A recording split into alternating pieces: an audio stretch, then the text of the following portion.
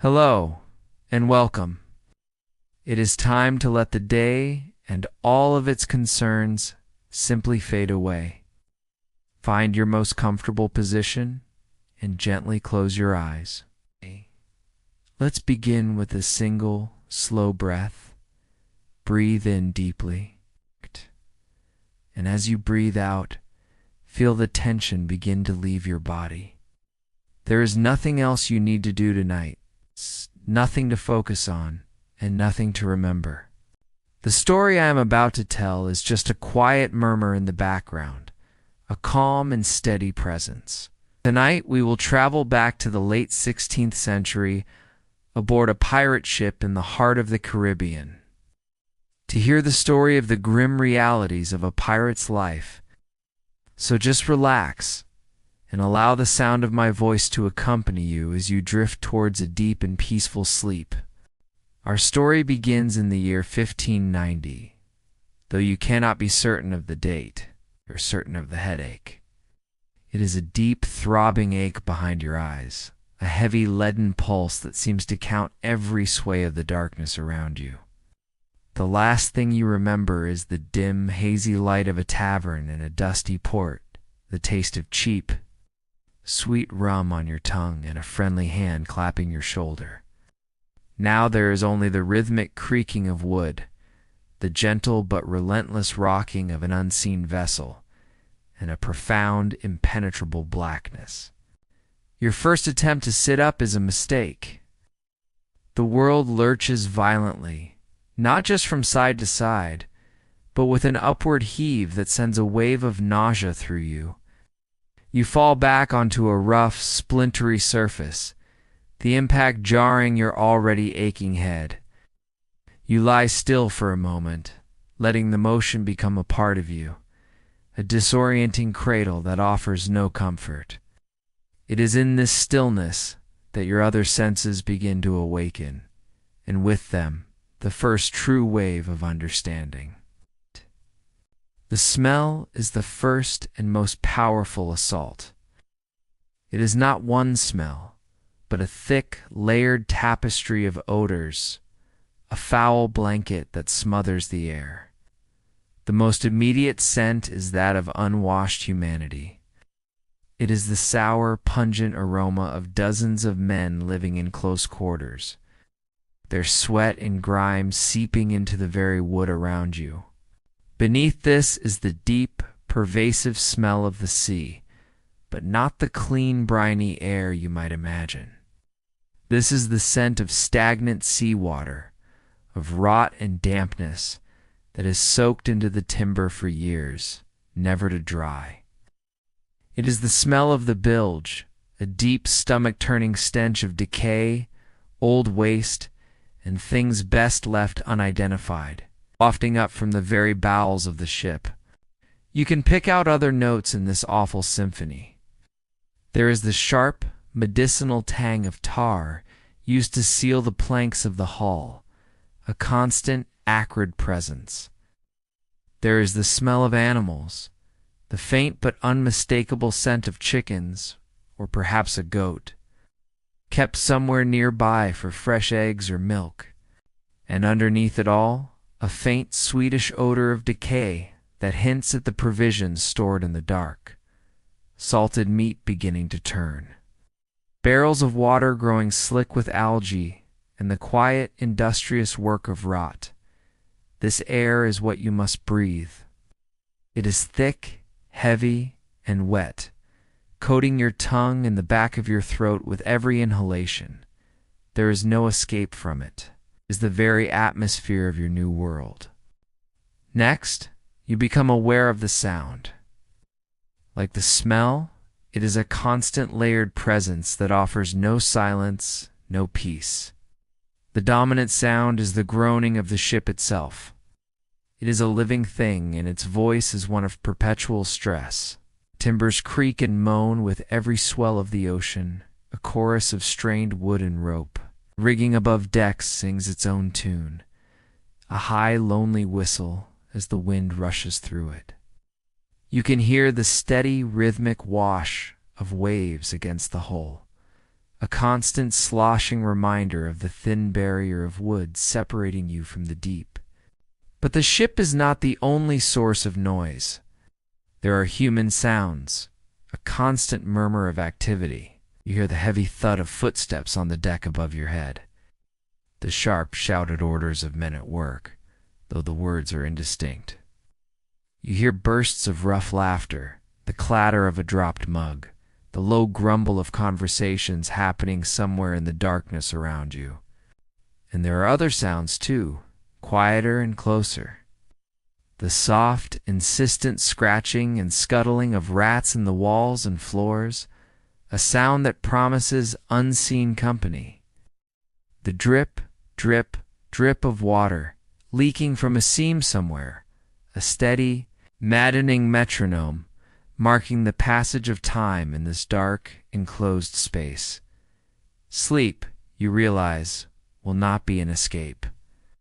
There is no quiet corner, no moment of true silence to be found here. Your eyes, useless for so long in the absolute blackness, begin to make out the faintest of shapes as a sliver of gray light appears from a crack in the ceiling. You are not alone. All around you are shapes, humps of blankets, and sleeping bodies packed together with an impossible density.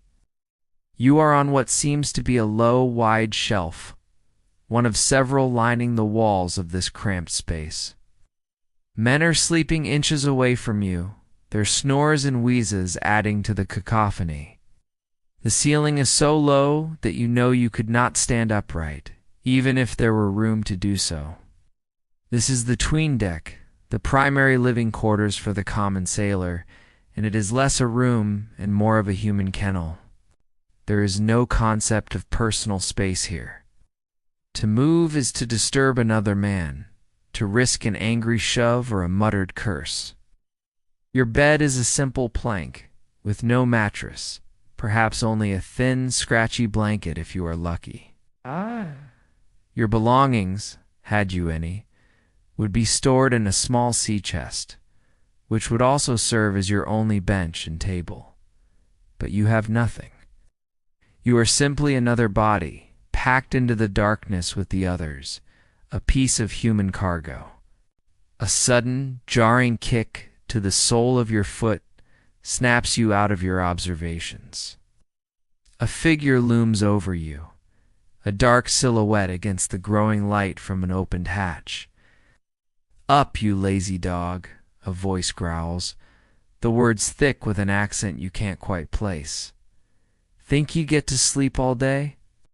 The deck ain't gonna swab itself." The man moves on, his bare feet slapping against the wood, delivering similar rough awakenings to other sleeping forms. There is no room for complaint. You see the others stirring, groaning, not with laziness, but with the deep, bone-weary ache of exhaustion. Slowly, painfully, you swing your legs over the side of the shelf and drop to the floor.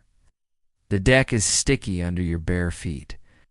You join a shuffling, silent line of men moving towards the ladder that leads up to the deck. The air grows slightly fresher as you ascend, but the relief is minimal. Pushing your way onto the main deck, you are blinded for a moment by the brilliant, unforgiving Caribbean sun. The deck is a scene of controlled chaos. It is smaller than you would have imagined, and every square inch is cluttered with ropes, barrels, cannons, and tools. Men are everywhere, coiling lines, checking rigging, talking in small groups. They are a hard-looking collection of humanity, their faces weathered by sun and sea, their bodies lean and muscular. Scars are common, as are missing teeth and hard, suspicious eyes. There is no uniform, just a collection of ragged shirts, canvas trousers, and colorful sashes. These are not the jolly sailors of song and story. These are dangerous men, survivors of a life that breaks the weak.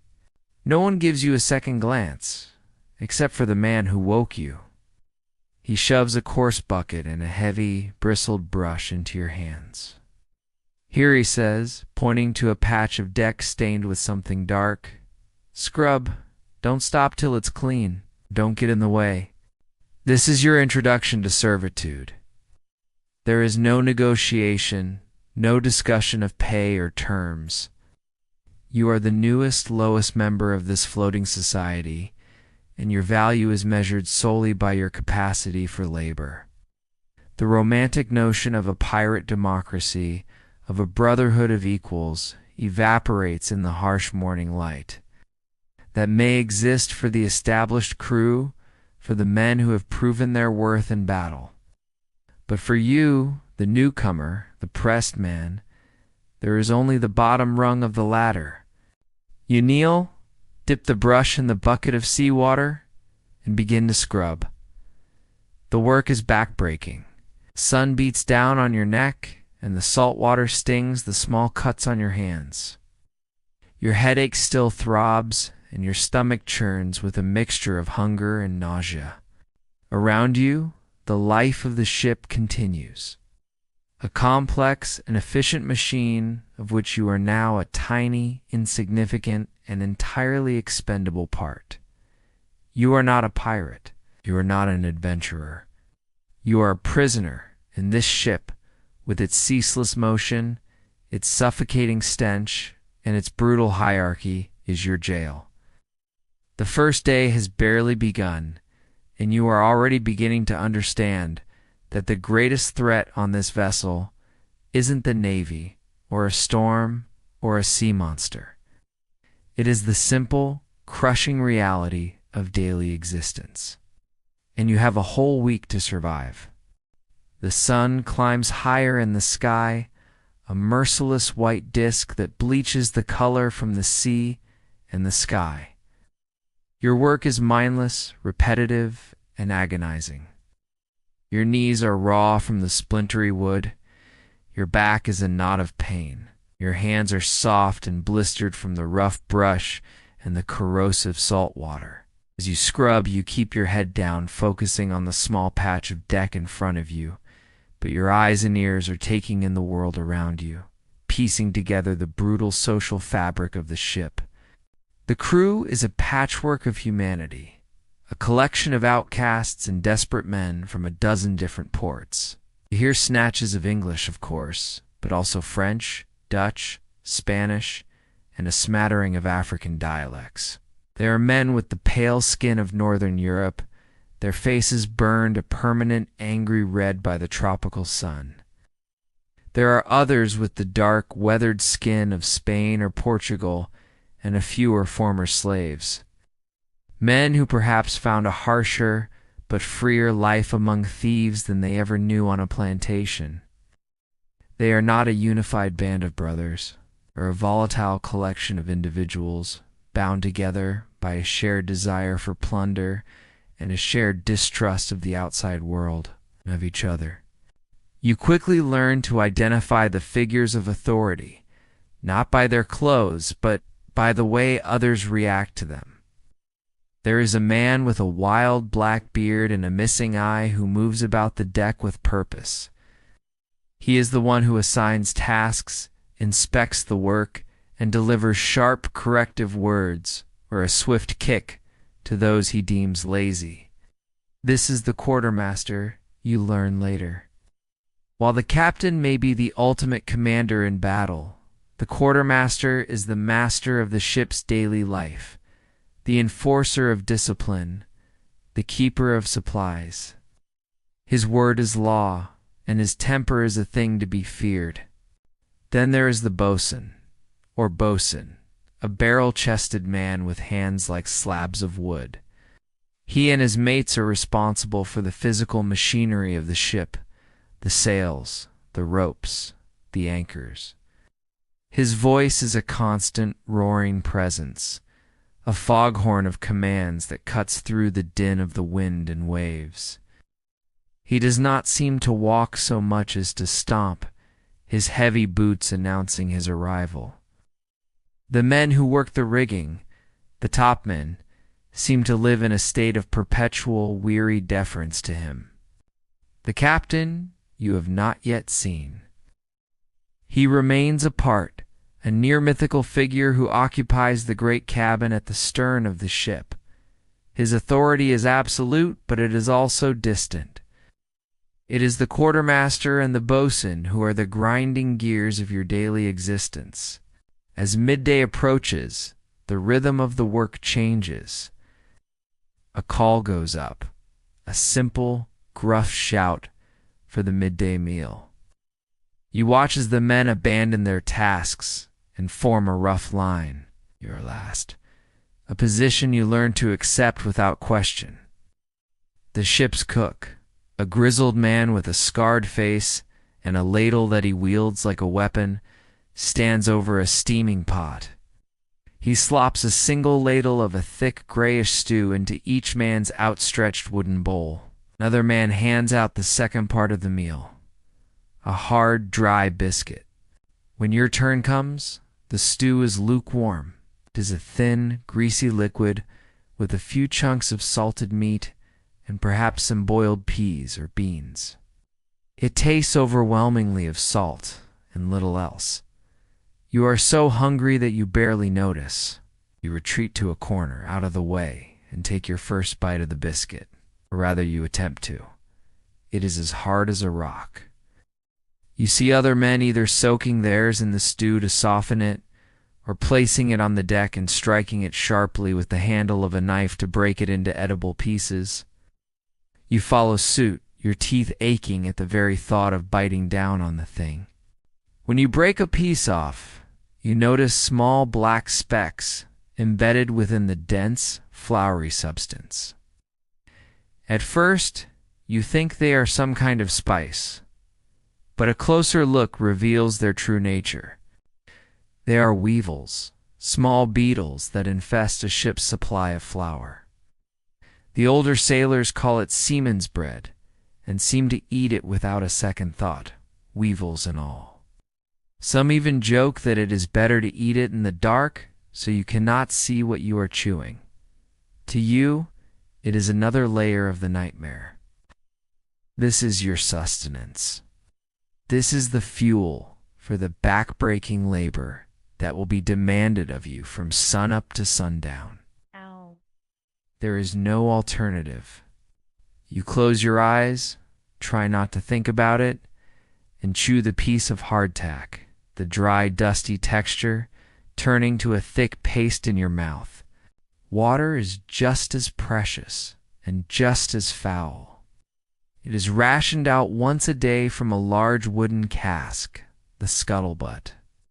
A guard stands by it, ensuring no man takes more than his allotted share. When you receive your tin cup of water, you can see why it is often mixed with rum or ale to create grog. The water itself is warm and brackish.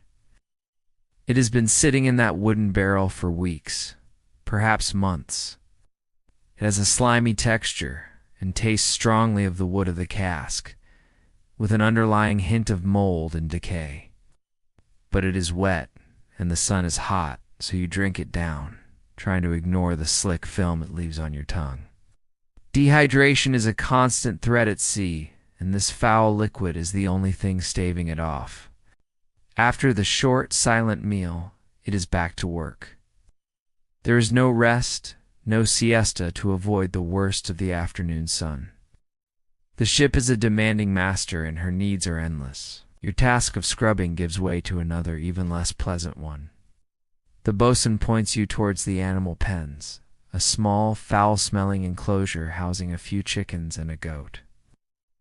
With a wooden shovel and a bucket, you are tasked with clearing out the accumulated waste, your bare feet sinking into the filth. The stench is overpowering, a sharp ammoniacal reek that clings to you long after the job is done. Throughout this process, you learn one of the most important lessons of survival on the ship. Become invisible. You learn to work steadily without complaint. You learn not to meet the eyes of the veteran pirates who see you as little more than a beast of burden. A misplaced glance could be interpreted as a challenge, earning you a cuff or a shove. You learn that there is no such thing as personal property, except for what a man can defend with his own two hands.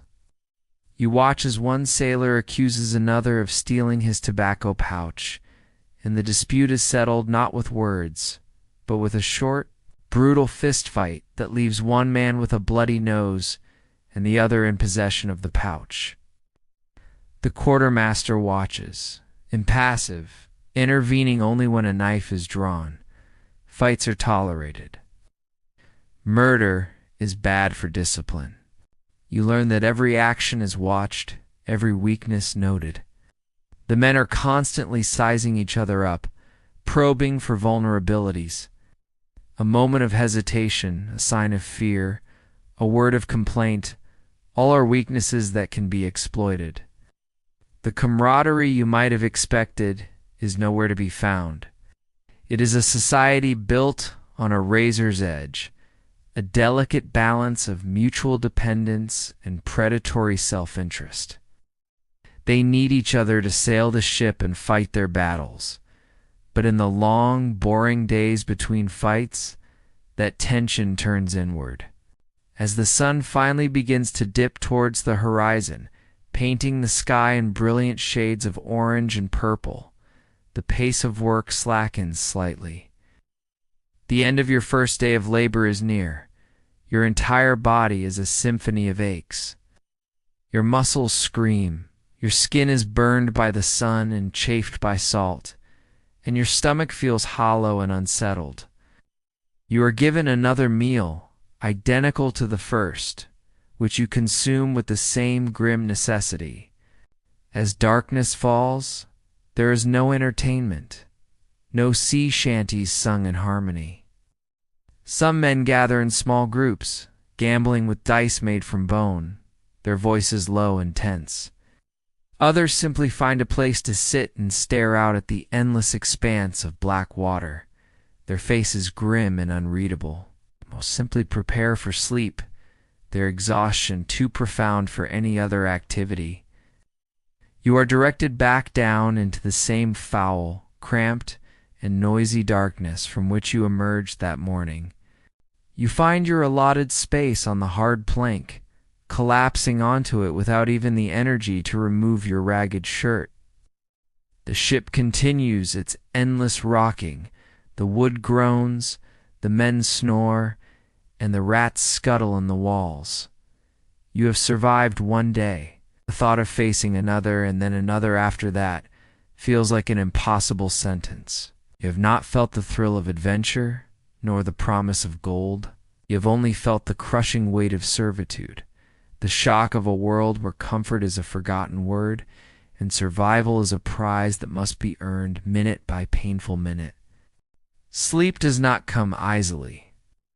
The darkness below deck is a living thing, filled with the close, humid breath of dozens of sleeping men.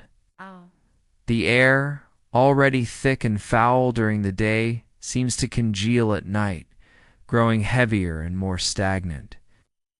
Every roll of the ship sends a wave of snores, coughs, and muttered curses through the cramped space. You lie on your hard plank, your body screaming for rest, but your mind is a whirlpool of sensation. The constant creaking of the ship's timbers is like the groaning of a great beast, a sound that seems to vibrate in your very bones. The scuttling of the rats is bolder now, closer. You feel a light tickling sensation on your ankle and jerk your leg away with a suppressed yelp, your heart hammering against your ribs. You have barely drifted into a shallow, uneasy slumber when a rough hand shakes your shoulder. It is not yet morning. The darkness is as absolute as it was hours ago. Your watch, a voice rasps in your ear, on deck now. There is no choice, no pleading for a few more minutes of rest. Sleep on a ship is not a right. It is a rationed commodity, doled out in short, inadequate portions. You stumble up the ladder again, your body clumsy with fatigue. The night air on deck is a shock. It is cool, almost cold, and heavy with the damp spray of the sea. The brilliant sun has been replaced by an astonishing canopy of stars. A spray of diamonds against black velvet, so bright and clear they seem close enough to touch. For a fleeting moment, there is a sense of awe, of beauty.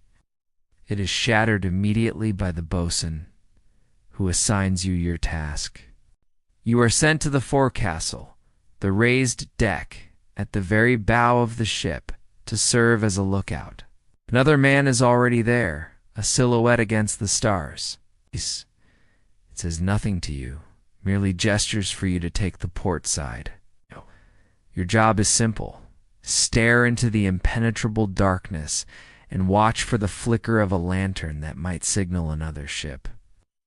It is a task that is simultaneously monotonous and terrifying.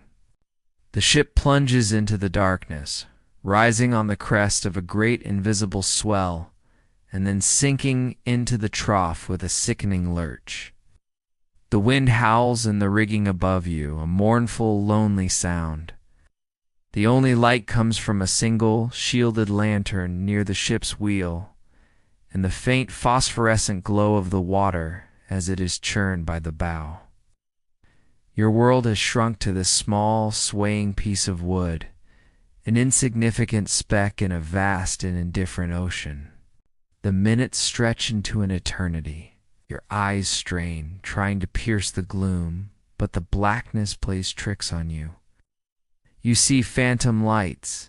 Imagine the shapes of sails where there is only shadow.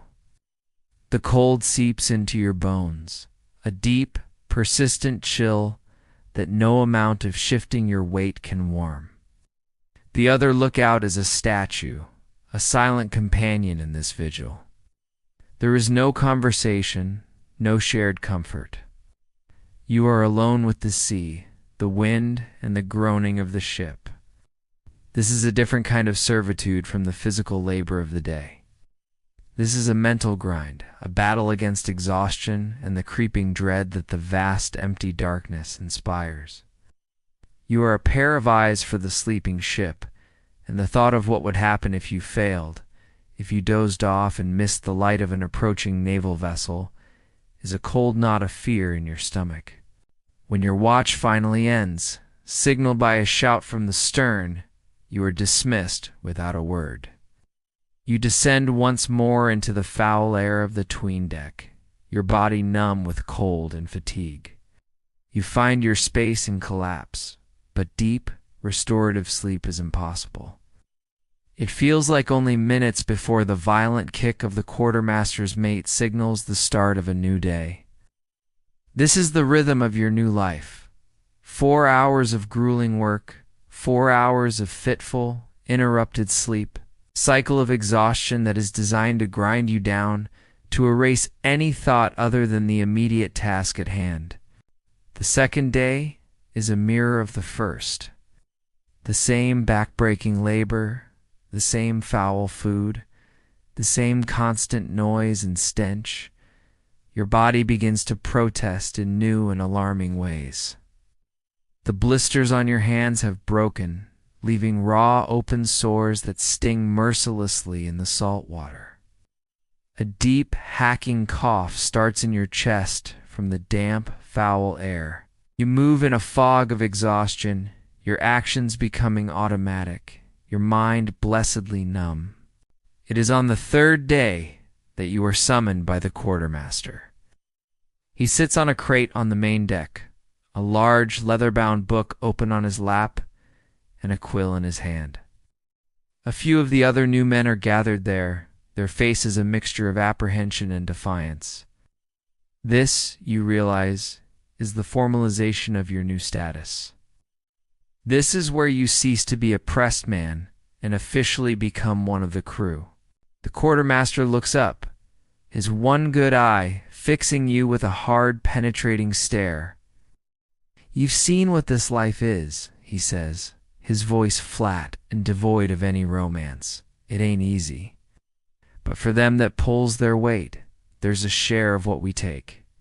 And for them that don't, He lets the threat hang in the air. These be the articles, the laws of our company. Every man aboard lives by them or hangs by them. You will make your mark and swear an oath, or you can take your chances with the sea. He turns the book towards you. The articles are written out in a surprisingly neat hand. You are not a strong reader, but you can make out some of the words. It speaks of shares of plunder, with extra shares for the captain and the quartermaster. It details compensation for injuries, a set amount for the loss of a limb, an eye, a finger. It seems almost fair, a contract for a dangerous but potentially profitable enterprise. But then you read the other articles, the ones detailing the punishments, no fighting on board. Disputes to be settled ashore. The penalty, a lashing from every member of the crew. No stealing from a crewmate. The penalty. Marooning, to be left on a deserted island with a single pistol, a small amount of powder, and a bottle of water. Desertion in battle or bringing a woman onto the ship in disguise carried the ultimate penalty. Death. This is not a brotherhood of free men. This is a contract written in blood, a pragmatic set of rules designed to maintain order in a society of violent outcasts. The freedom of the pirate life is the freedom to choose between signing this brutal contract and being thrown overboard to die. There is no third option. You look at the quartermaster, at the hard, expectant faces of the veteran crew around you. You look out at the endless expanse of blue water, an impassable wall in every direction. There's no escape. Da-da-da-da-da-da-da. With a trembling hand, you take the quill, dip it in the ink pot, and make your X on the line he indicates. You have just signed away whatever was left of your old life. You have sworn an oath to live and die by a code that values plunder above all else and enforces its rules with mutilation and death. As you walk away from the quartermaster's makeshift desk, the weight of your decision settles upon you. The initial shock is over. It has been replaced by a grim, soul-crushing acceptance. You are no longer just a prisoner. You are a willing participant, a shareholder in this violent enterprise. The stench, the lack of space, the ceaseless labor, the foul food, the constant exhaustion.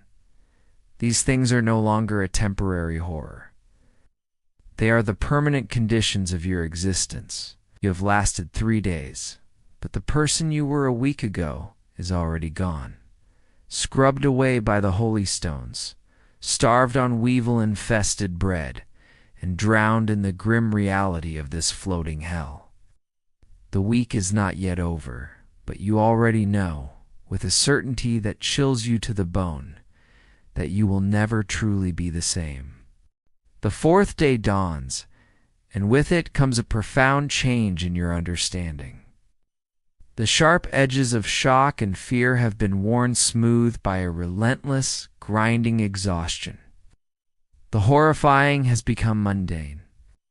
The stench of the 'tween deck is simply the air you breathe. The foul taste of the water is just the taste of being alive. Constant aching protest of your muscles is the new normal. You have signed the articles, and in doing so, you have accepted that this is not a temporary ordeal. This is your life, and the foundation of this life is work, ceaseless, repetitive, and utterly draining work. The ship's company is divided into 2 watches, the port and the starboard. You have been assigned to the starboard watch. This means that for half of every 24-hour period you are on duty. The day is sectioned into 4-hour blocks, and the watches rotate in a seemingly endless cycle. For hours on deck, performing whatever tasks are demanded. For hours below, in what is misleadingly called your off time. This off-watch period is a cruel joke.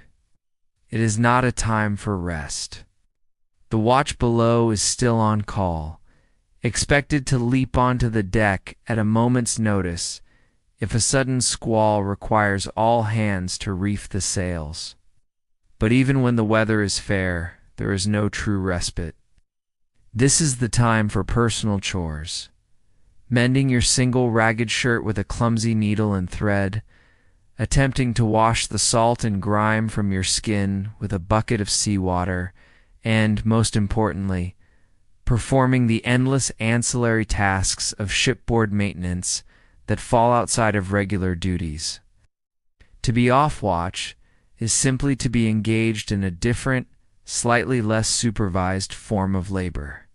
True sleep, the deep and restorative kind, is a forgotten luxury. It is taken in snatched moments, an hour here, 90 minutes there, always with one ear open for the call to return to deck, always with the knowledge that in a few short hours the cycle will begin again. The exhaustion seeps into your very marrow, a permanent state of being. It creates a dull, persistent fog in your mind, making complex thought difficult. Your world shrinks to the simple, physical realities of the next task, the next meal, the next brief, inadequate period of rest. One of the most common and most dreaded of these tasks is pumping the bilge. No ship is perfectly watertight. Water constantly seeps through the seams of the hull planks, collecting in the very bottom of the vessel in the dark, inaccessible space known as the bilge.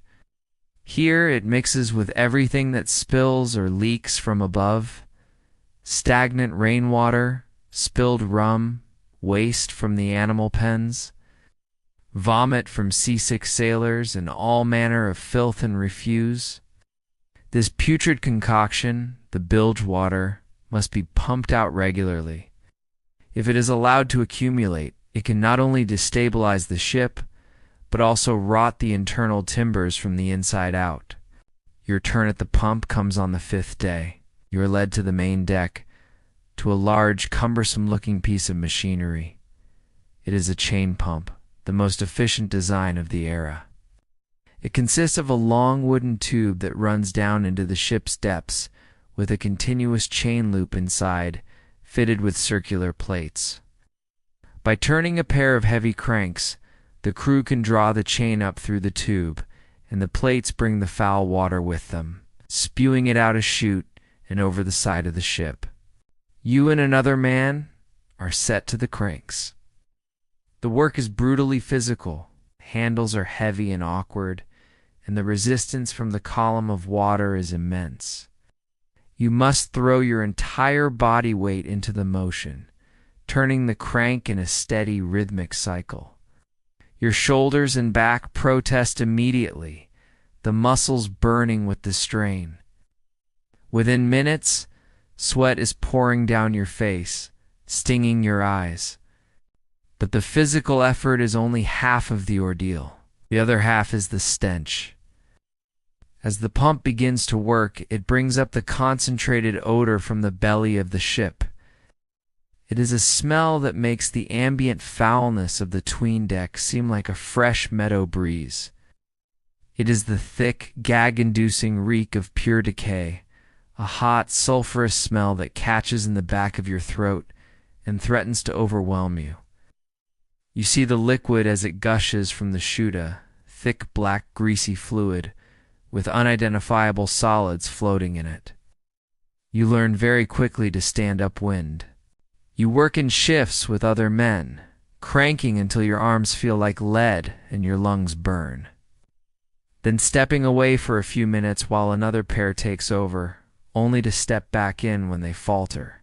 The work continues for hours, until the pump begins to make a new sucking sound, a sign that the bilge is nearly empty. When you are finally dismissed, the smell clings to your clothes and your skin, a phantom presence that you will carry with you for the rest of the day. Another constant task is the maintenance of the deck itself. Wooden deck exposed to sun and sea, becomes slick with a fine layer of algae and grime, making it dangerously slippery, especially in rough seas. To combat this, the deck must be regularly and thoroughly scoured. This is done through a process known as holy stone.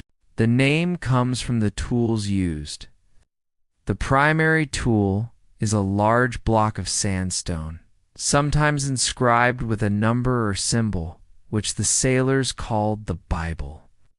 Ropes were attached to this heavy stone, and a team of men would drag it back and forth across the wetted deck, the abrasive stone grinding away the slime. For the corners and hard-to-reach places, smaller stones were used, which were appropriately called prayer books. The sailors had to kneel to use them, pushing them back and forth, as if in prayer. It is this latter task that falls to you. You are on your hands and knees, a small block of sandstone in your hands, on a deck that has been soaked with buckets of seawater and sprinkled with sand to act as an additional abrasive. You scrub back and forth, the motion becoming a mindless rhythm. The friction of the stone, sand, and wood creates a gritty paste that works its way into the raw skin of your hands and knees. The sun beats down on your exposed back, and the reflection off the wet deck is blinding. It is work that is both exhausting and deeply monotonous, a physical penance for the crime of being unskilled and new. This endless cycle of cleaning and maintenance feels absurd. The ship is a creature that is constantly creating its own filth, its own decay, and your purpose is to fight a losing battle against this entropy. You scrub the deck clean only for it to be dirtied again by the tramping of bare feet, the spilling of food, and the work of the ship itself. You pump the bilge dry, knowing that the sea is already seeping back in, drop by drop, beginning the process anew. Even the very structure of the vessel requires constant attention. The hundreds of seams between the hull planks are sealed with a material called oka mold ropes. It's picked apart into loose fibers, which is then hammered into the gaps and sealed over with hot black tar. You are put to work with the caulking crew, your job the most basic of all, tending the pot of hot tar. You sit for hours by a small, smoky fire, keeping the tar at the right temperature, not so cool that it becomes solid, not so hot that it might catch fire. The black smoke stings your eyes, and the acrid smell of the melting tar is a constant companion. You watch the skilled sailors, the caulkers. They use their specialized mallets and irons to hammer the oakum into the seams with a rhythmic musical tapping. It is a skill, a craft, and you are far from it. You are simply the keeper of the pot, another mindless, wearying task in a long line of them. Your part in ensuring the ship stays afloat is to stir a black, smelly liquid for hours on end. It is a stark reminder of your place in this world, a world where the romance of adventure has been replaced by the ceaseless, thankless grind of keeping the vessel from falling apart. The sixth day of your journey is marked by a change in the air. The sky, for days a perfect, cloudless blue, is now streaked with high, thin wisps of gray. The sea has lost its placid, gentle swell and has taken on a nervous, choppy texture.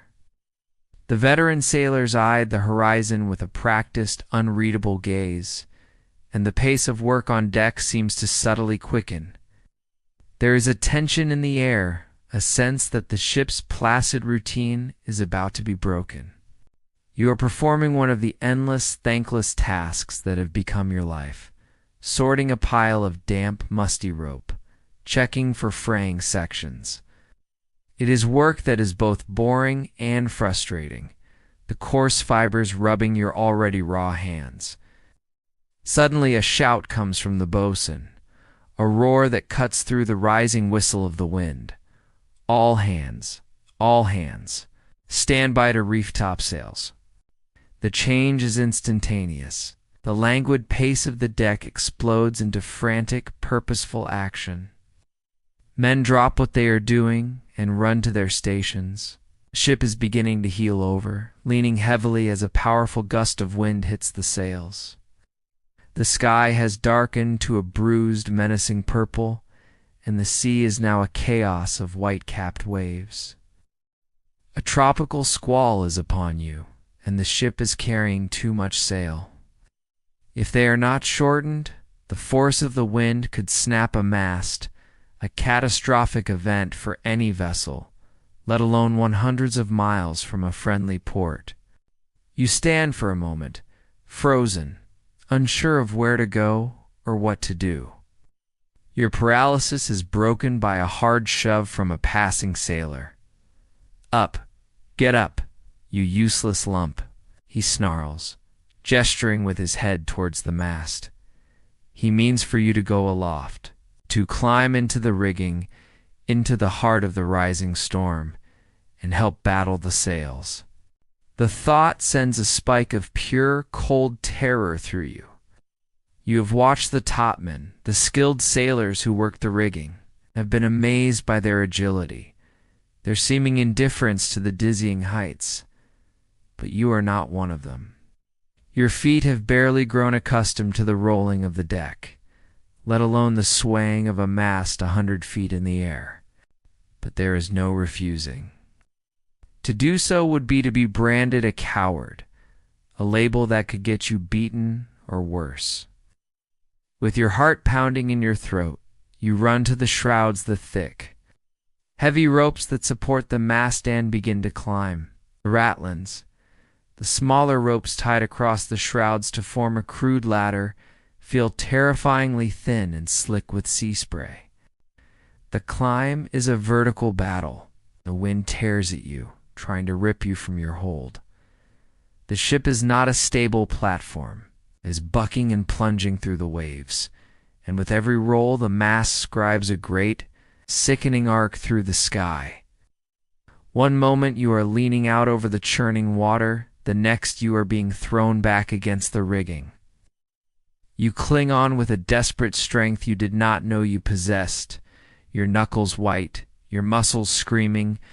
You do not dare to look down.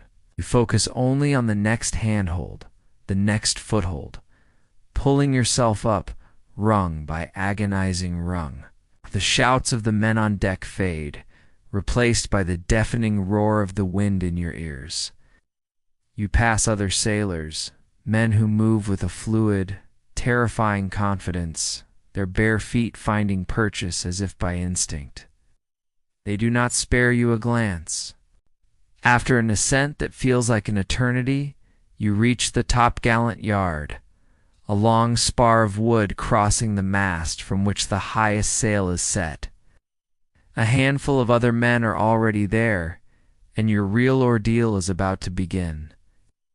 You must now move from the relative security of the mast out onto the yardarm itself. Beneath the yard is a single, thick rope, the foot rope, sagging in a gentle curve. This is your only foothold. You must ease yourself out onto it, facing the mast, holding onto the yardarm for balance, and begin to inch your way outwards. The yard is slick with rain and spray. The foot rope, under the weight of several men, sways and bounces unpredictably. Far, far below you, the deck of the ship seems impossibly small, a collection of wooden planks tossed on a raging sea. A single misstep, a moment of lost balance, and you would fall. A fall from this height would mean certain death. If the impact with the deck or a cannon did not kill you instantly, the sea would.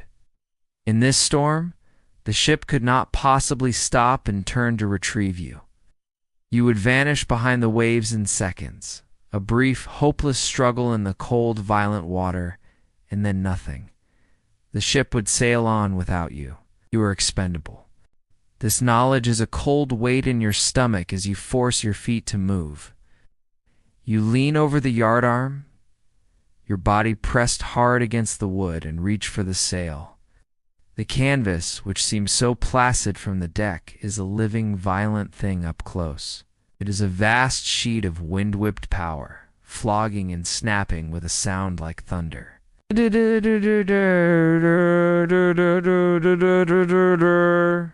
It takes all your strength just to hold on to a fistful of the wet, heavy material. The task is to reef the sail to gather up the bottom portion of the canvas and tie it securely to the yard arm using short lengths of rope called reef points. It is a battle of brute force and desperation. You pull alongside the other men, your fingers numb and clumsy, your arms burning. The canvas whips back, striking you in the face with the force of a physical blow. The wind screams, trying to tear the sail, and you with it from the yard.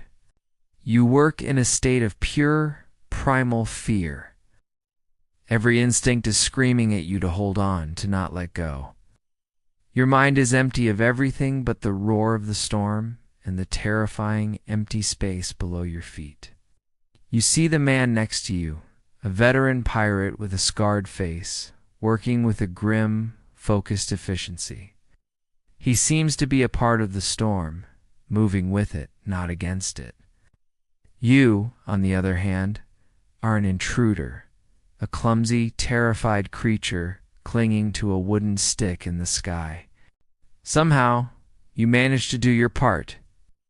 The sail is gradually tamed, fold by struggling fold, and secured. The boatswain's whistle cuts through the wind from the deck below, the signal to come down. The descent is just as terrifying as the climb. Your muscles are trembling with exhaustion and adrenaline, making your movements clumsy.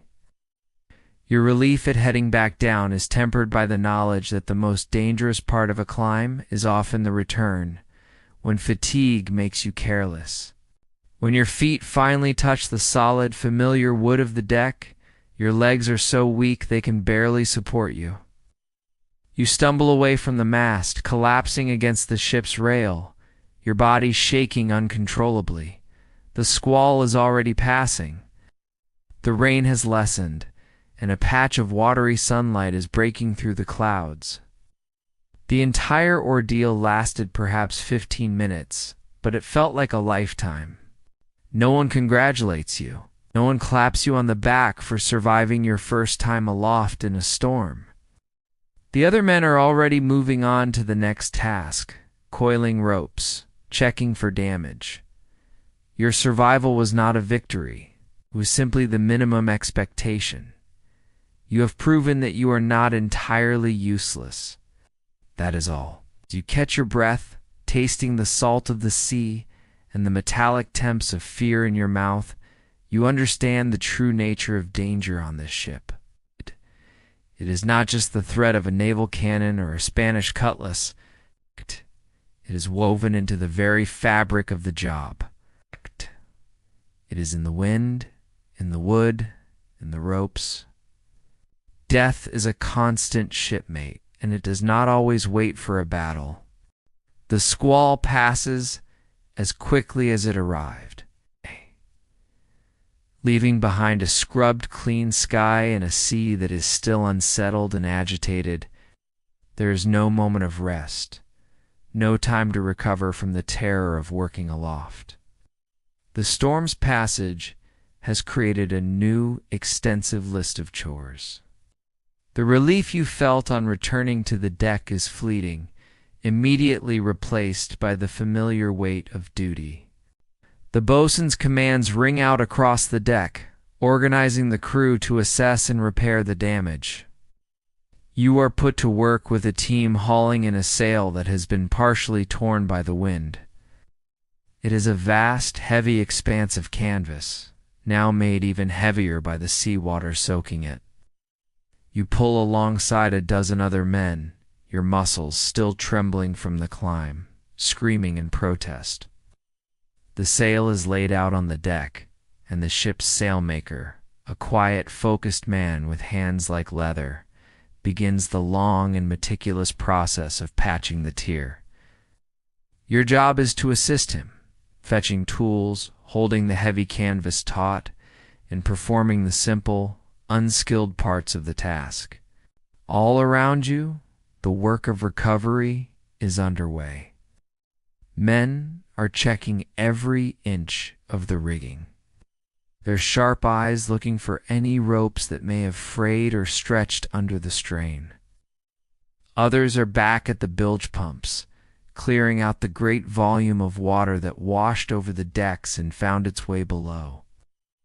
The ship is like a wounded animal, and the crew are its antibodies, swarming to every injury, every point of weakness, to restore it to working order.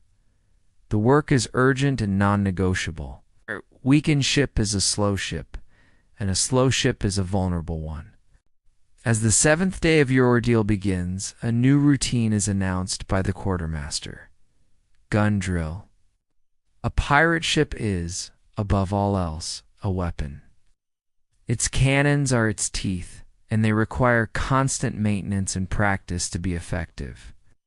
The guns are not simply left in place until a battle.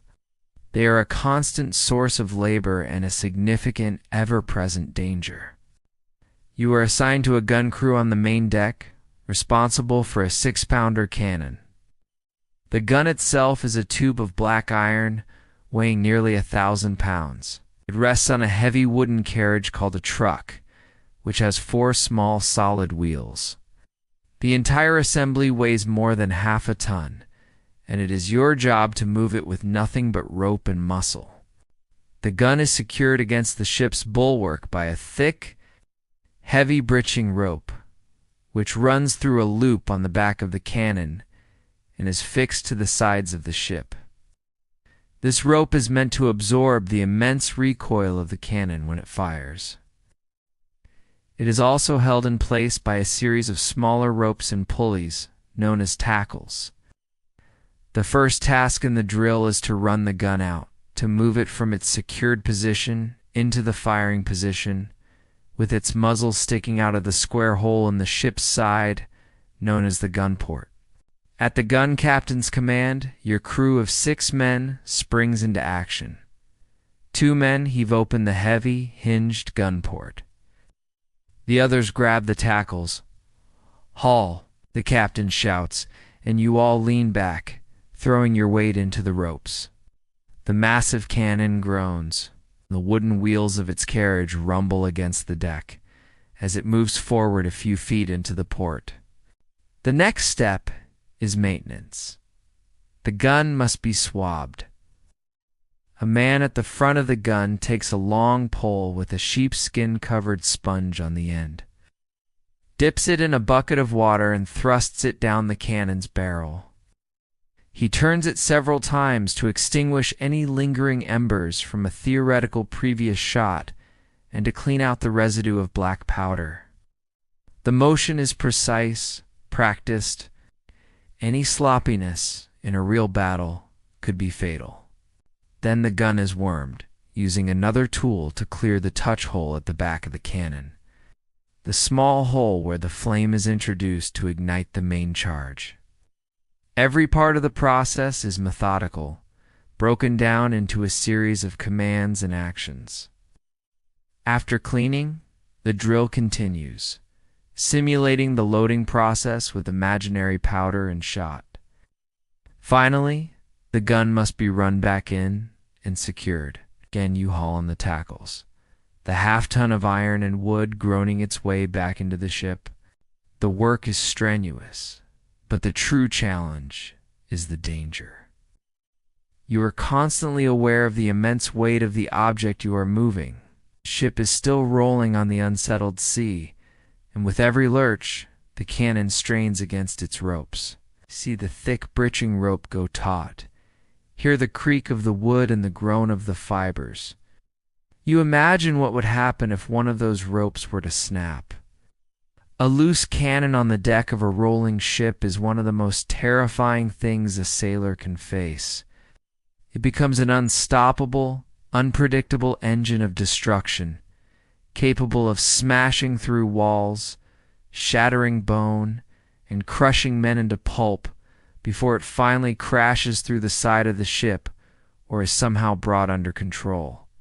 During one drill, this fear becomes reality, if only for a second.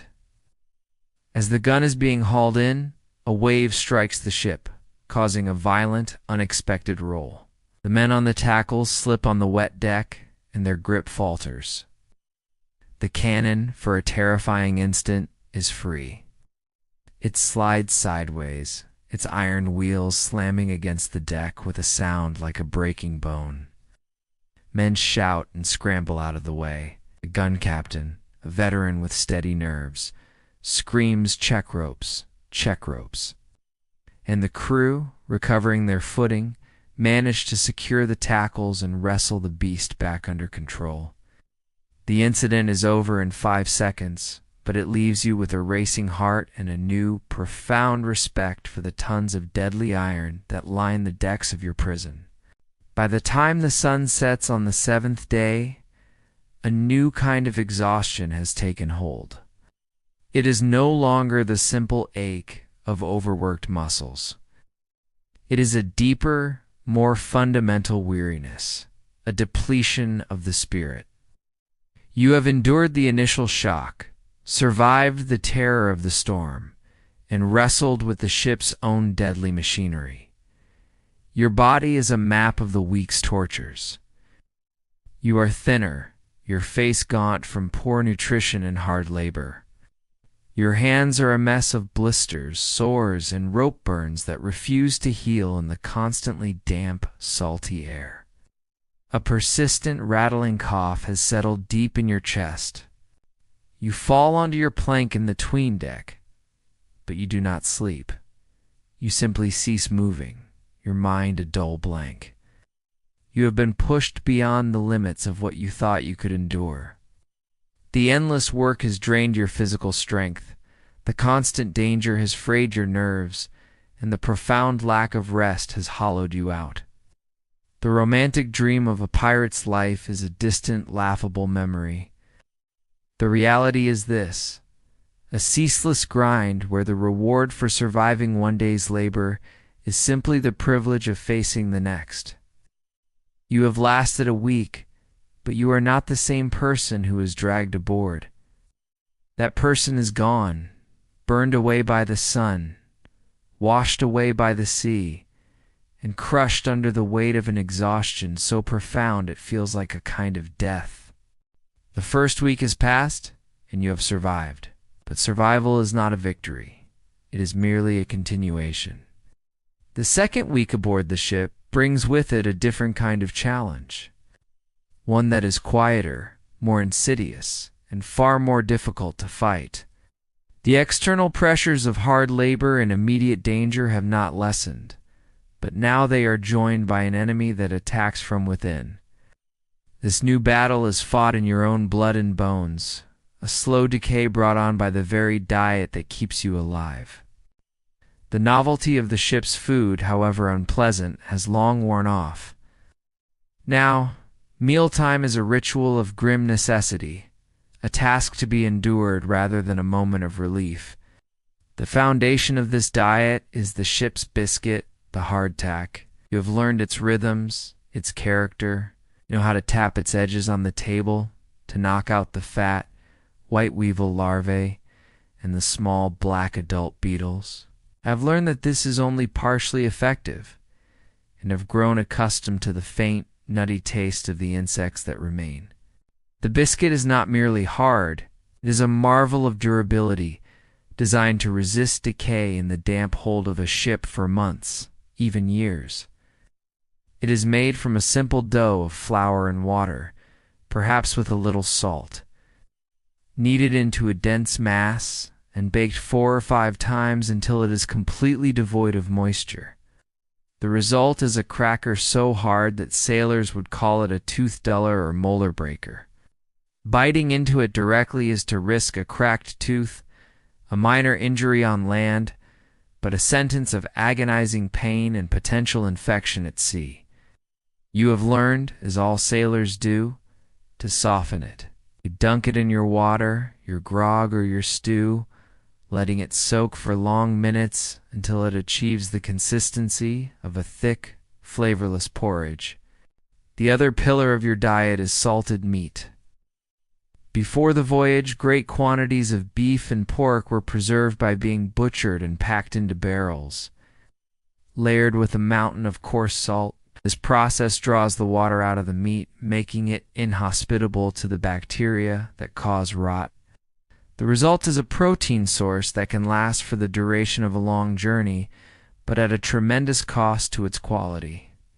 The sailors call it salt horse, a name that speaks to its toughness and questionable origins. When a barrel is opened, the meat is often a strange, dark, grayish color, its texture stringy and impossibly dense. The salt has so thoroughly permeated the flesh that it is inedible in its natural state. Before it can be cooked, it must be soaked in a bucket of fresh water for hours. Fresh water can be spared to draw out the worst of the brine. Even then, it remains tough enough to challenge the strongest jaw, and so salty that it makes you desperately thirsty. A cruel irony on a vessel where fresh water is strictly rationed.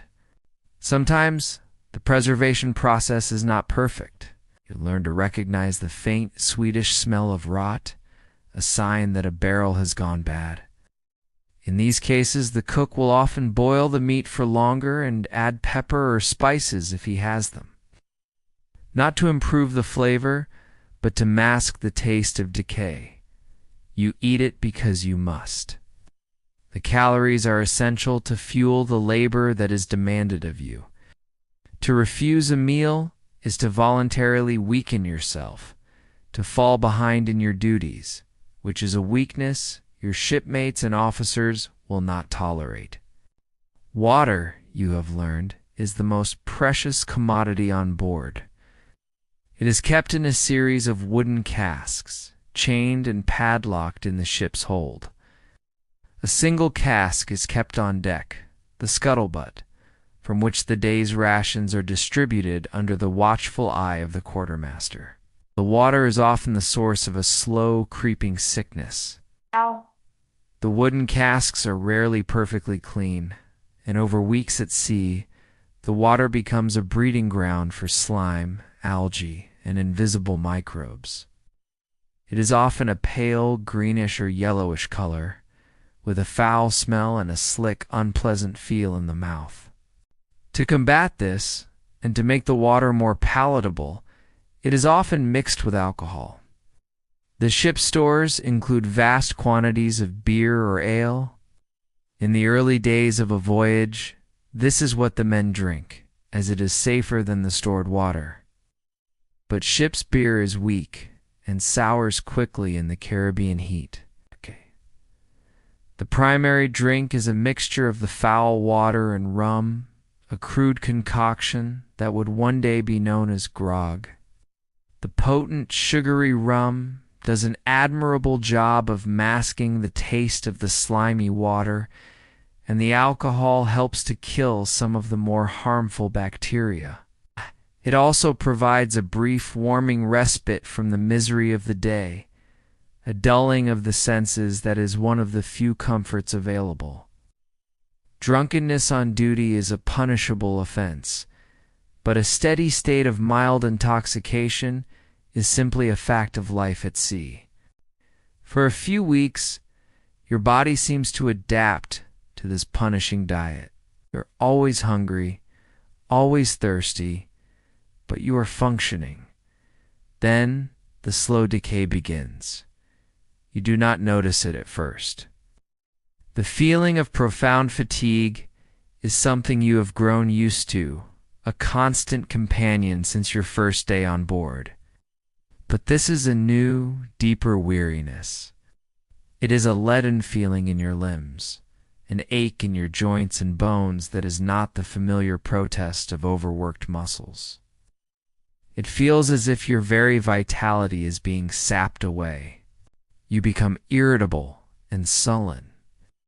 Minor frustrations that you might have ignored a week ago now fill you with a dull, simmering anger.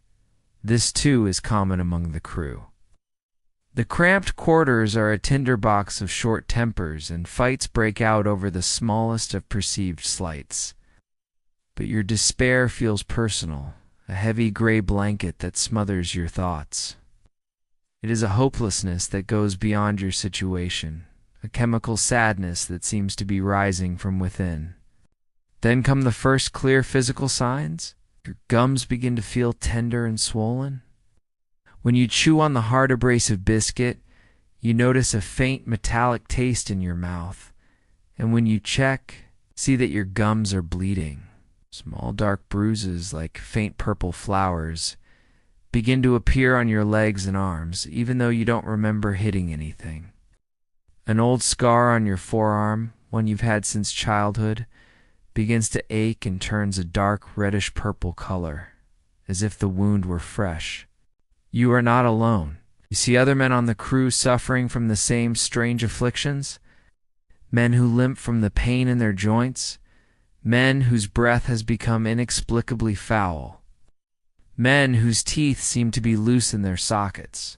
No one speaks of it directly, but it is there, a silent, spreading plague.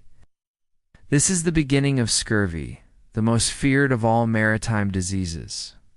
It is not an infection or a virus. It is a disease of deficiency, a slow, systematic breakdown of the body caused by a lack of vitamin C, a nutrient entirely absent from a diet of biscuit and salted meat. Your body is forgetting how to hold itself together, and this is only the beginning. The changes, once they begin, accelerate with a dreadful swiftness. The tenderness in your gums progresses into a spongy swelling. They turn a dark, bruised purple and bleed at the slightest touch. A foul, putrid odor begins to emanate from your mouth, a smell you recognize in the breath of other ailing crewmen. It is the smell of rot, of living tissue beginning to decay. Chewing the hard biscuit becomes an agony, and you find yourself mashing it into a paste with your tongue and the roof of your mouth, avoiding the teeth that now feel strangely loose in their sockets. You see the future of your own affliction in the men who have been at sea longer. You watch a veteran sailor, a man who was once strong and capable, sitting listlessly by the ship's rail. He opens his mouth to speak, and you are horrified to see that his gums have swollen to the point where they almost completely cover his teeth, black and engorged with foul-smelling blood. A few days later, you see him quietly use his fingers to pull a loose incisor from his jaw, examining it with a detached curiosity before casting it into the sea. "There is no pain," he mutters, to no one in particular. "The flesh is too dead to feel it." The spots on your skin darken and spread, coalescing into large, ugly splotches across your legs and back, as if you have been beaten with a club. Your legs begin to swell, the skin becoming tight and shiny, the muscles beneath hard and unyielding to the touch. This edema makes every movement a painful effort. Climbing the rigging is now an impossible task. Your joints scream with a deep grinding pain, and you lack the strength to even haul on a simple rope. You are relegated to the most sedentary of tasks, mending sailcloth, picking oakum, or simply staying out of the way. Your lethargy deepens into a profound and heavy depression. The world seems to have lost its color, its texture. You feel a complete indifference to your own fate. A listlessness so complete that even the thought of seeking help seems like too much effort. Your senses become strangely heightened and painful. The bright sun feels like a physical blow to the eyes, and the loud shouts of the working crew are a jarring assault on your ears. Scurvy is the most prevalent disease, the great slow plague of the sea, but it is not the only affliction that thrives in the floating filth of the ship. One morning, you hear a man groaning in agony from the head, the crude toilet at the bow of the ship. He is suffering from dysentery, what the sailors call the bloody flux. It begins with a fever and unbearable stomach cramps, but quickly progresses to a debilitating and dehydrating sickness. The man is soon too weak to move, and he befouls himself where he lies in the cramped 'tween deck. There is no concept of quarantine. The disease is caused by the contaminated water and food, which everyone is consuming. It spreads with terrifying speed. Soon a dozen men are afflicted, their groans a constant miserable chorus in the dark, fetid air below deck. The already overpowering stench of the living quarters is now mingled with the unmistakable, sickly sweet smell of the flux. The healthy men do what they can, which is very little. They move the sickest to one corner of the deck, a makeshift infirmary where they can only lie and suffer, their bodies wasting away. As if this were not enough, another sickness begins to spread, carried not by the water, but by the ship's other constant inhabitants. Lice, typhus, or ship fever is a constant threat. The tiny insects are an unavoidable part of life at sea. They live in the seams of your clothes, in your hair, in the rough blankets you sleep under. You can feel them crawling on your skin at night, and there is nothing to be done about it. But when these lice carry the fever, they become deadly. A man in your watch is the first to come down with it. He complains of a splitting headache and a powerful chill that even the tropical sun cannot warm.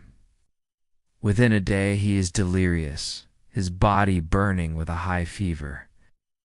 A faint, blotchy red rash appears on his chest and spreads. He mutters nonsense, his eyes wide and unseeing, lashing out at imagined phantoms. He is a terrifying spectacle, a man whose mind has been broken by the invisible sickness. The crew gives him a wide berth, not because they understand how the disease is transmitted, but out of a primal fear of his madness. In the face of this onslaught of disease, you turn to the only source of medical help on board. The ship's surgeon. He's not a trained physician. On this ship, he is a man who was once a butcher's assistant, who knows something of anatomy from cutting up animals. On another ship, he might be a barber surgeon, more skilled at cutting hair than setting bones. His medical chest is a small, dark box filled with a few terrifying tools and a collection of useless remedies. You go to him, showing him your swollen, bleeding gums and the bruises on your legs. He looks at them without much interest, having seen it all 100 times before. He does not know what scurvy is, or what causes it. The prevailing medical theory of the day blames an imbalance of the body's humors. His diagnosis is that you have an excess of black bile, leading to melancholy and a corruption of the blood. His prescribed treatment is as useless as his diagnosis. He takes out a small, sharp knife called a lancet. First, he decides to treat your gums directly. He forces your mouth open, and with a terrifying lack of gentleness, slices into the swollen, spongy tissue. The pain is immense, and your mouth fills with the foul taste of your own corrupt blood. He does not do this to cure you, but to release the bad humors he believes are trapped in the swollen flesh. The treatment does not end there. For the general malaise and the bruising, he prescribes bleeding, ties a leather strap tightly around your upper arm, and as the veins bulge, he makes a quick incision with the same lancet. He watches impassively as a stream of your dark, thick blood runs into a small metal bowl. He lets it flow until you feel lightheaded and weak, and then he bandages the cut with a piece of dirty linen. You have just been cured. You are now suffering from scurvy, a minor knife wound, and significant blood loss, leaving you weaker and more vulnerable than you were before. You stumble away from the surgeon's station, the deck swaying beneath your feet, with the terrifying understanding that there is no help to be found. You are on your own, trapped on a ship of sickness, where the only medicine offered is more suffering. Returning to the 'tween deck after your visit to the surgeon, you are a changed man. The last desperate ember of hope has been extinguished.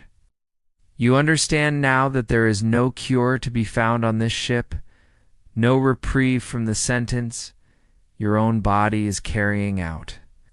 The surgeon's brutal, useless treatments have only underscored your complete helplessness. Sickness is not seen as a condition to be treated, but as a failure of the body, a sign of weakness that is to be managed until it is ultimately discarded. With this realization comes the final component of your decline: despair.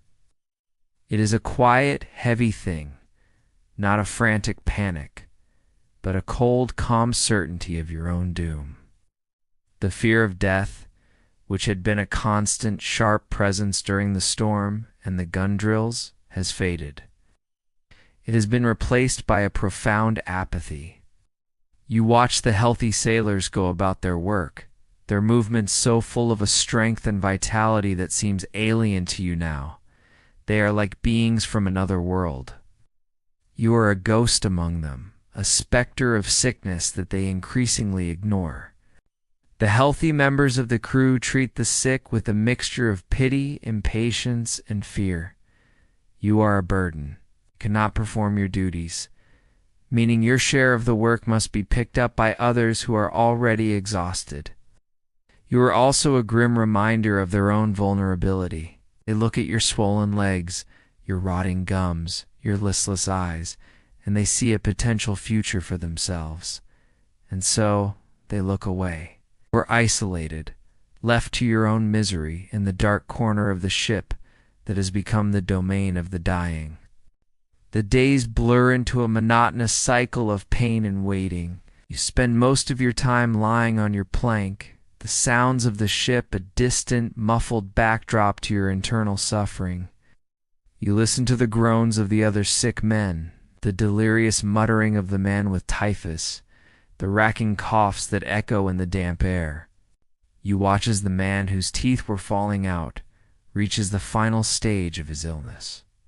He is no longer able to walk, his legs swollen to twice their normal size, the skin a dark, mottled black.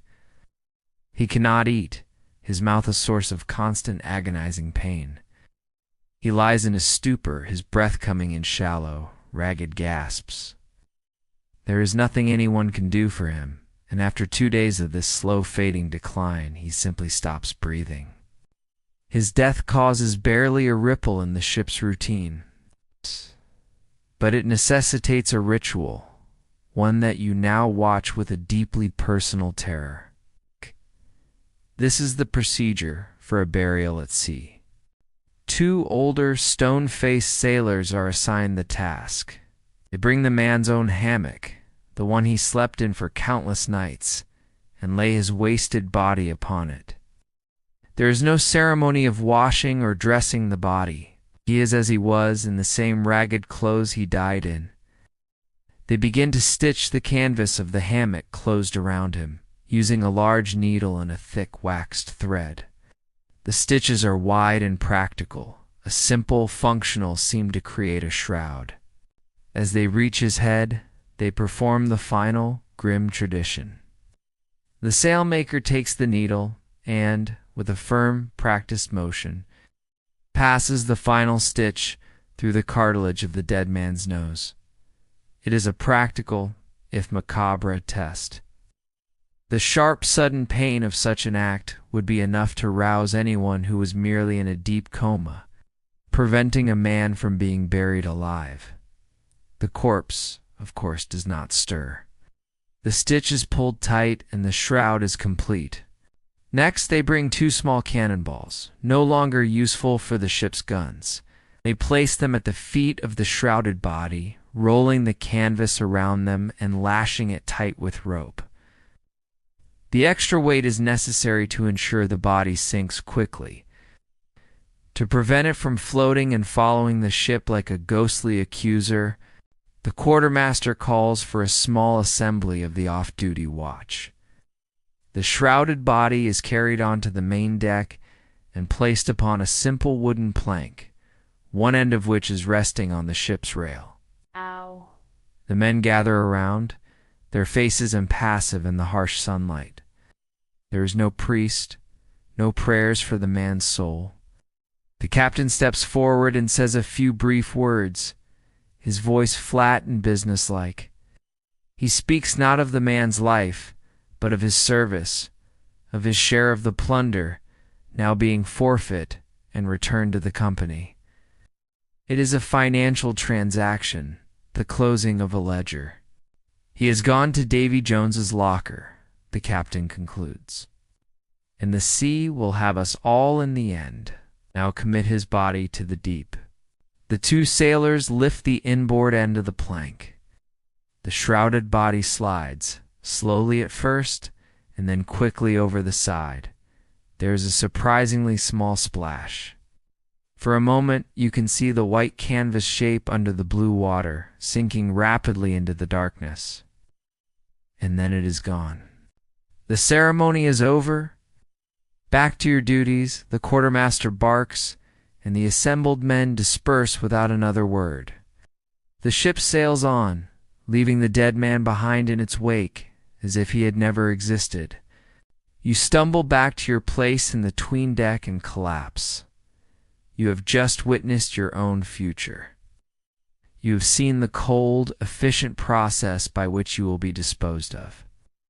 You will be sewn into a hammock, a stitch passed through your nose, and you will be given to the sea with a few cursory words about your forfeited share. The despair is now complete, a black, suffocating weight. The slow decay of your body is almost over. All that is left is the waiting. You close your eyes, and in the rhythmic groaning of the ship's timbers, you can almost hear the sound of a needle pulling thread. You lie in the darkness, a prisoner in your own decaying body, vaguely aware of the passage of time only by the meager meals of biscuit and grog that are occasionally pushed toward you. You have given up. The world has shrunk to the few feet of planking on which you lie, and the future has collapsed into a single quiet point, the end. It is in this state of near total surrender that a sound from the world above penetrates your apathy. It is a shout, different from the usual barks of command. It is a cry of discovery, of relief. Land ho. The words are repeated, and a new energy seems to surge through the very timbers of the ship. You can hear the thud of running feet, the creak of the rigging as the ship changes course. After weeks at sea, the ship has found what it desperately needs: a place to rest, repair, and replenish. To you, it means nothing. You are not given a choice. When the ship anchors in a calm, turquoise bay off the shore of a lush, green island, the quartermaster comes below deck. He is not here to offer comfort to the sick. He is here to assess his assets. Anyone who can walk gets ashore. He commands, his voice leaving no room for argument. Out. We need every hand to find fresh water and forage. The dying can die on land as easily as on the ship. It takes every ounce of your remaining will, but you force yourself to move. Your legs are swollen and stiff, your joints a nexus of fire, but you manage to stumble up the ladder and into the blinding sunlight. We are herded onto a longboat with a few other sick men, your bodies frail and skeletal next to the healthier, though still gaunt, members of the crew. The island is a paradise of life and color, a stark contrast to the gray, decaying world of the ship. The air is thick with the smell of damp earth and sweet blossoms. As you are half dragged onto the white sand beach, your eyes fall upon the low-growing vegetation. You see bushes heavy with small, unfamiliar berries. You see green, leafy plants you don't recognize. and you are overcome with a profound instinctual hunger, a craving that is different from the usual gnawing emptiness in your stomach. It is a desire for something fresh, something living. While the able-bodied men organize into work parties to find a stream and begin the laborious process of refilling the water casks, you and the other sick men are left to fend for yourselves. You crawl towards the nearest bush and pluck a handful of small reddish berries. They are tart and intensely flavorful, an explosion of taste in a mouth that has known only salt and stale flour for months. You eat them greedily, then move on, tearing at edible-looking leaves, chewing on the sweet pulp of a strange fallen fruit. You do not know what these plants are, but your body seems to recognize them, to cry out for them. Over the next few days, as the ship is cared for and restocked, you live on a diet of foraged greens, fruits, and the occasional fish cooked over a fire. And a miracle begins to happen. It starts with your gums. The bleeding stops. The horrid spongy swelling begins to recede, the dark purple color fading to a healthier pink. The agonizing pain in your joints starts to lessen, replaced by the familiar ache of simple exhaustion. The swelling in your legs goes down, and you find you can walk without your knees threatening to buckle. The dark bruises on your skin begin to fade. Most remarkably, the heavy gray fog of despair that has clouded your mind begins to lift, like a morning mist burning off in the sun. You are witnessing, without understanding it, the life-saving power of vitamin C, the miraculous cure for scurvy. The other afflicted men are experiencing the same recovery. Within a week, you are not the strong, healthy person you were before you boarded the ship, but you are a functioning human being once more. You have been pulled back from the brink, not by medicine or by rest, but by the simple, life-giving power of the land. But your recovery does not mean freedom. It means you are once again a useful asset, and you are immediately put back to work. And it is during this time on the island, as your strength returns, that you witness firsthand the other side of the pirate code knot, the articles that promise shares of plunder, but those that promise swift and brutal punishment. The quartermaster calls for all hands to assemble on the beach. A man from the port watch is dragged into the center of the circle, his hands bound behind his back. During the long voyage, he was caught stealing a silver buckle from the sea chest of one of his crewmates. The verdict is a foregone conclusion. He had been judged by a jury of the crew, and the pirate articles were clear on the matter of theft within the company. 39 lashes, according to Moses' law. The quartermaster announces, his voice ringing out in the quiet cove, so that all may see that our law is kept. The thief is stripped to the waist, and his hands are tied to the trunk of a leaning palm tree, his back exposed. The boatswain steps forward, holding the instrument of punishment, the cat o' nine tails. It is a short, thick rope handle from which 9 lengths of knotted cord hang. It is a tool designed not just to cause pain, but to shred flesh. The boatswain takes his position. There is a deep silence, broken only by the gentle wash of the waves on the shore. He draws the whip back and brings it down with a practiced, powerful motion. The knotted cords whistle through the air and land with a sickening wet slap across the man's back. 9 white welts instantly appear, which then slowly fill with blood. The man cries out, a sharp, strangled gasp. 1, the quartermaster counts, his voice devoid of emotion. The boatswain draws the whip back again. The second blow lands just below the first, leaving another set of parallel lines. The man's body convulses, but he grits his teeth and stays silent. The process is methodical, ritualistic, and horrifying. Each lash is delivered with the same measured force. Each number is counted out into the still air. By the 10th lash, the man's back is a crisscrossed mess of bleeding welts. By the 20th, the knots have begun to tear the skin, and his back is a raw red ruin. His earlier defiance is broken, and he is now sobbing openly, his pleas for mercy lost in the sound of the whip. The crew watches in absolute silence. This is not entertainment. It is a lesson. This is what happens when you break the code. This is what keeps a ship full of violent men from descending into total chaos. Order is maintained not by loyalty, but by a shared understanding of the consequences of disorder. When the 39th lash is delivered, the man is slumped against the tree, barely conscious. He is cut down and left to collapse onto the sand. The ship's surgeon, the same man who bled you, steps forward to treat him, not out of compassion, but to ensure a valuable asset doesn't die of infection.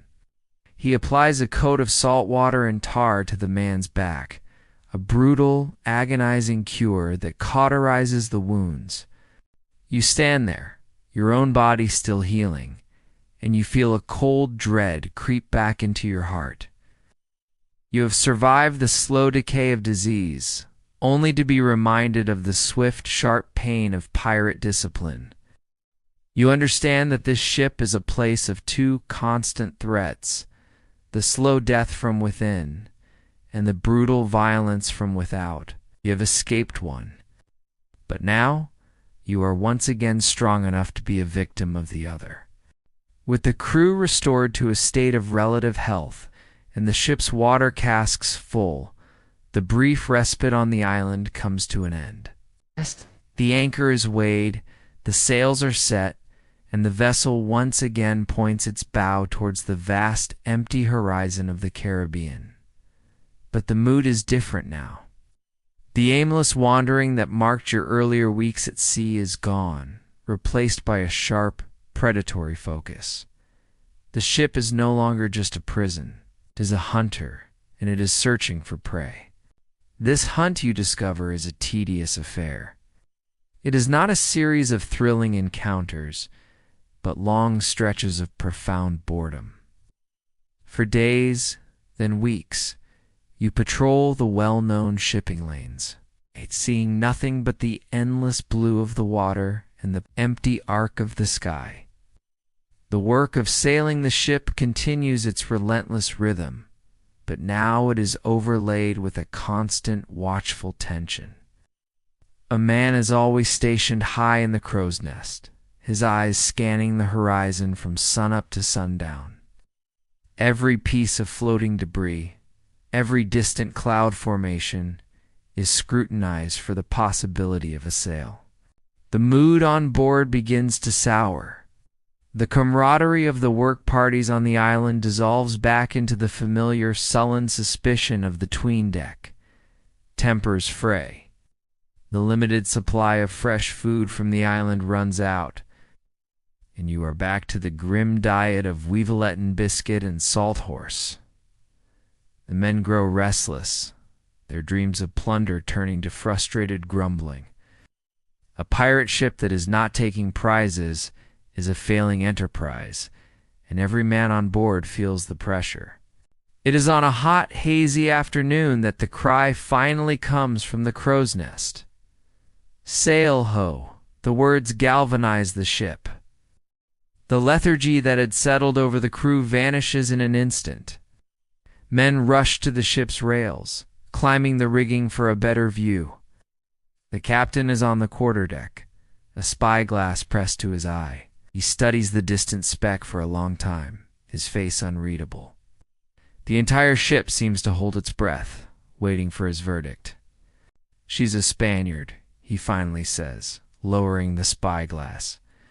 "A merchantman and heavy in the water. She's making for Cartagena." The news spreads in a low murmur of excitement. A Spanish merchant, heavy in the water, means only one thing: cargo.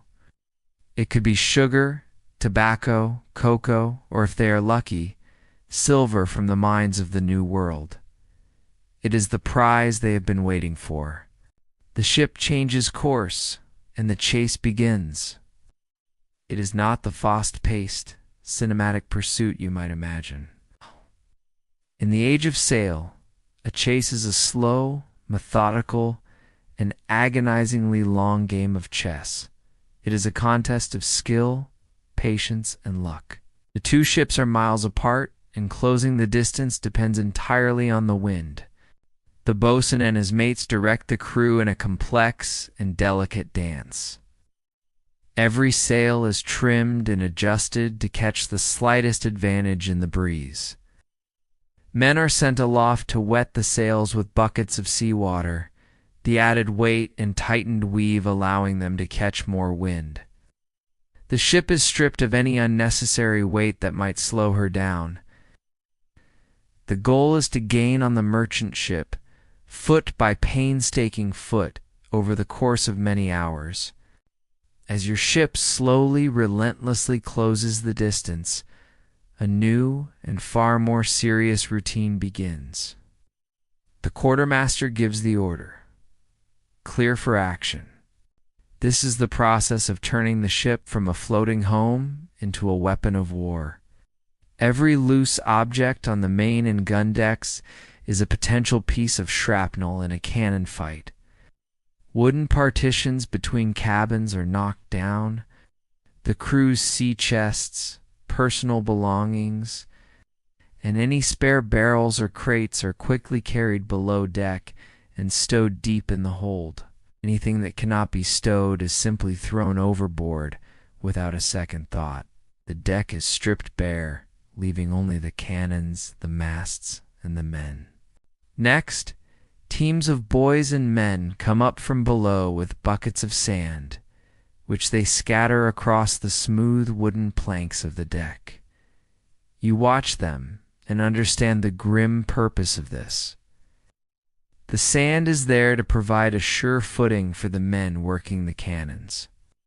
It is also there to soak up the blood that will soon be spilled. Your assignment is to the gun crew you've trained with before. You go to your station, your heart a cold, heavy lump in your chest. The mood among the men is one of grim, focused intensity. The earlier excitement has been replaced by a professional readiness. The quiet focus of men who know the bloody work that lies ahead. The gun captain orders you to prepare your ammunition. You help haul the heavy wooden boxes from the magazine. You see the different types of shot, and now you understand their deadly purpose. There are the solid iron round shot, the cannonballs designed to smash through the thick oak hull of the enemy ship. There is chain shot to smaller cannonballs linked by a short, heavy chain.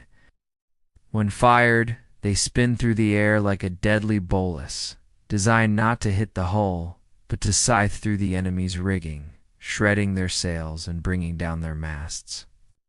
And there is the deadliest of all for close quarters, canister shot. It is a simple tin can filled with musket balls and scrap iron. When fired, it turns the cannon into a giant shotgun, spraying a wide cone of lethal projectiles across the deck of the enemy ship, a tool designed for the sole purpose of killing men. While the gun crews work, another grim preparation is taking place. Deep in the ship, in the relative safety of the 'tween deck, the surgeon lays out his tools on a wooden table. You catch a glimpse as you pass. The bone saws, the knives, the probes, the cauterizing irons heating in a small brazier. He has buckets of sand ready and piles of linen bandages. This is the cockpit, the place where the wounded will be brought. It is a promise of the butchery that is to come. Hours pass. The Spanish ship, now clearly visible, looms larger on the horizon. They have seen you, and they are preparing to fight. You can see flashes of activity on their decks. Your ship has gained the weather gauge, a crucial advantage that puts you upwind, allowing you to control the time and place of the engagement. The captain gives his final orders. The rum is passed around, a single ration for each man, enough to steel the nerves, but not to cloud the judgment. Cutlasses are passed out from the arm's chest, their edges sharpened to a razor's keenness. You are now within cannon range. Tension on deck is a palpable thing, a thick electric silence. The only sound is the creak of the ship, the snap of the sails, and the gentle wash of the water. Every man is at his station, waiting. "Hoist the colors," the captain says, his voice calm and clear. At the top of the mainmast, your ship's flag is lowered. In its place, a new one is quickly hoisted. It is a simple, terrifying banner of black cloth. In its center is a white skull sitting above two crossed bones. The Jolly Roger, it is a declaration. It is a promise of no quarter. The time for maneuvering is over. Battle is about to begin. The world dissolves into a series of deafening, concussive roars. The gun captain on your crew screams the order to fire. The gunner, a man with a permanently blackened face, touches his smoldering linstock, a long staff with a slow-burning match at its tip, to the touch hole of your cannon. There is a sharp hiss, a cloud of priming powder, and then the world erupts. A massive jet of orange flame and thick, acrid black smoke belches from the cannon's mouth. The deck beneath your feet jumps as the half-ton of iron and wood slams backward into its britching rope with the force of a battering ram. The air is instantly filled with a thick, choking fog of sulfur that stings your eyes and coats the back of your throat. Before you have time to recover, your gun crew is already at work, a well-oiled machine of violence. You help swab the searingly hot barrel, ram home a new powder cartridge and a heavy iron ball, and then haul on the tackles to run the gun out again for the next shot. The Spanish ship returns fire. You hear a sound like a giant tearing a sheet of canvas, a high-pitched scream that passes just over your head. A moment later, the mainmast shudders, and a shower of long, deadly wooden splinters rains down upon the deck. One of the men in the neighboring gun crew cries out and falls. Thick sliver of oak, as long as your forearm protruding from his chest. There is no time to help him. The work continues. You learn in that moment that the enemy's cannonballs are not the most dangerous thing in a naval battle. It is your own ship, exploding inward, that does the most killing. The two vessels drift closer, exchanging broadsides. The noise is a physical assault, a continuous deafening thunder that makes the air vibrate. The ship is a chaotic landscape of smoke, shouted orders, and the screams of the wounded. You are no longer an individual. You are a cog in a machine, your actions driven by instinct and the barked commands of your gun captain. The captain has seen enough. The goal is to take the ship, not sink it. He gives the order to lay the enemy aboard. Your ship turns sharply, its bow scraping along the side of the larger Spanish vessel. Grappling hooks are thrown, their iron claws digging into the enemy's railings, lashing the two ships together in a forced, deadly embrace. "Boarders away," the quartermaster roars, and a wave of men surges towards the enemy ship. You are swept along with them, a cutlass in one hand and a single-shot pistol in the other. You leap across the gap between the two vessels, landing on the Spanish deck amidst a scene of pure chaos. The fighting is not a duel of elegant swordplay. It is a brutal, clumsy, close-quarters brawl on a deck, slick with blood and sand. The air is filled with the sharp crack of pistols and the dull, ugly clang of steel on steel. It is a desperate hacking and shoving match. You fire your pistol at a man running towards you, the shot going wide in the confusion. He lunges with a boarding pike. You stumble backward, parrying the thrust with your cutlass. your arm jarring from the impact. Before he can strike again, another pirate cleaves him from the side with an axe.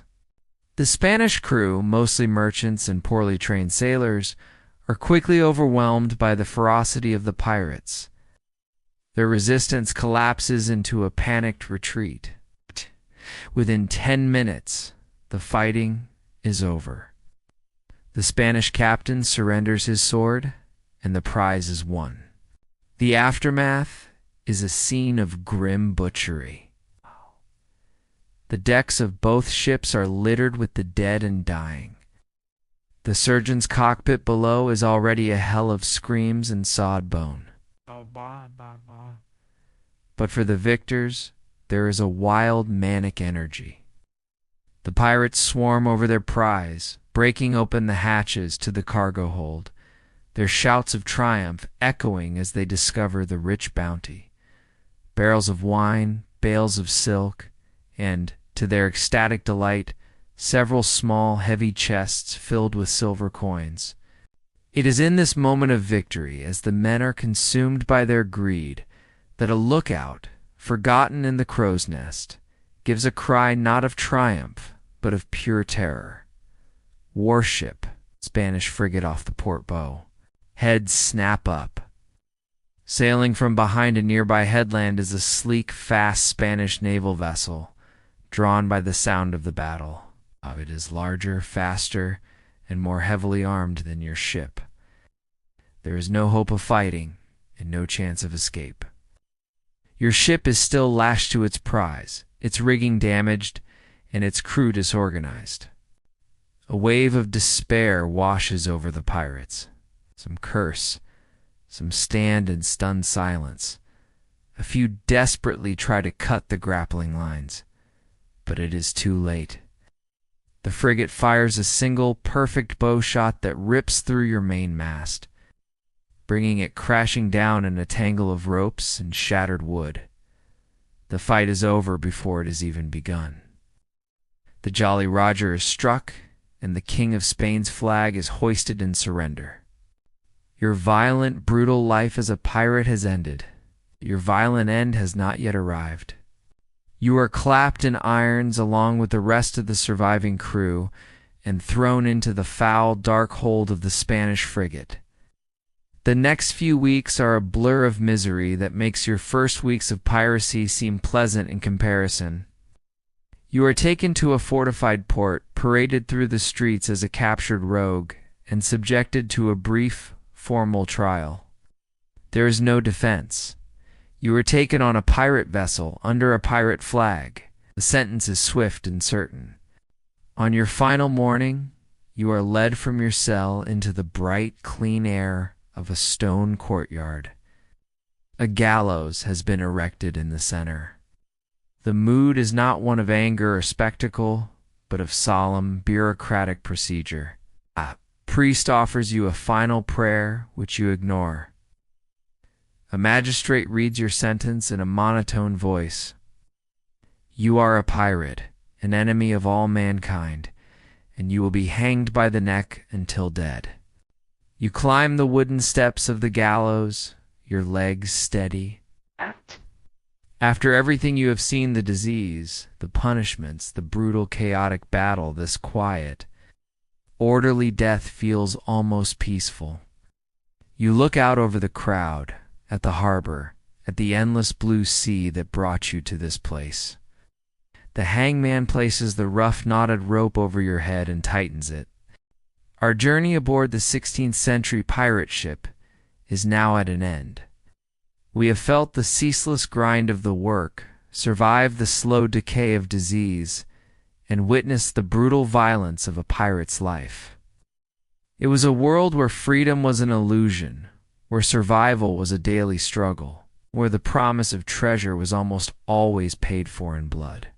That world of tarred rope, black powder smoke, salt spray has now faded away, leaving only the quiet of the present moment.